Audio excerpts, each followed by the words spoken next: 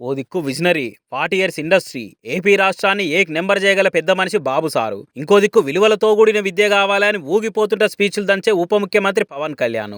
వీళ్ళిద్దరికంటే గొప్ప విజన్ ఉన్న విద్యాశాఖ మంత్రి నారా లోకేష్ సార్ లేల్వడిలా బడి పిల్లల కష్టాలు కాదనుకుంటున్నాయి పోరి. చూడు రోజు బడి పోయే బాట ఎట్లున్నదో, నూనె వస్తే ఎత్తుకునే తట నున్నగున్నది, 4 చినుకులు పడి తడిసి తలక్ తలక్ మని మెరుస్తున్నది. అందుకే ఇంత మంచి రోడ్డు మాకొద్దు లోకేష్ సారు అని లోకానికి వినిపించేటట్టు వీడియో తీసి ఇంటర్నెట్ ఇడిచిపెట్టిరు పిల్లలు. కాలు తీసి కాలేస్తే సుతిమెత్తని బురద ముద్దుగా దాక్కుతున్నదట.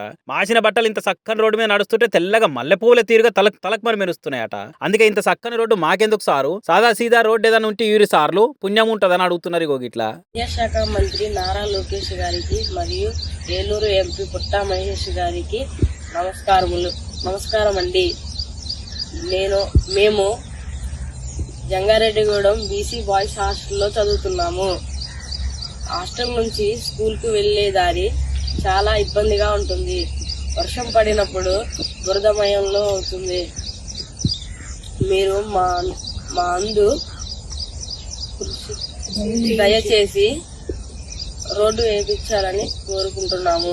ఇట్లా కోరుకుంటున్నారు పిల్లలు. ఏలూరు జిల్లా జంగారెడ్డిగూడెంలో బీసీ హాస్టల్ ఉండే పిల్లల పరిస్థితి ఇది. రోజు ఇంత మంచి రోడ్డు మీద నడుచుకుంటూ పోతుంటే బోరు కొట్టింది. కూటమి ప్రభుత్వ హయాంలో సర్కార్ బడుల చక్కదనం మస్తు అంటే మస్తు వెళ్ళిపోతున్నది. వానలు పడ్డప్పుడు ఇంకింత ఎక్కువ వెళ్ళిపోతున్నది. అందుకే జర ఎలుగులు ఆపి నల్లటి చీకట్ల సొంటి డాంబర్ రోడ్డు వేసే ఉపాయం చేయరు సార్లు అని అడుగుతున్నారు. అయ్యా చక్కదనాల చదువుల మంత్రి లోకేష్ సారు జర విద్యార్థుల గోడు జర చెవుకి ఎక్కించుకొని ఆ బాటను బాగు చేసే ఉపాయం చేయరు. అంతేగాని విద్యకు మేము అంత ఖర్చు చేసినాము ఇంత ఖర్చు చేసినామని మైకులు పొంగ మొత్తుకుంటే ఏం ఫాయిదా ఉండదు.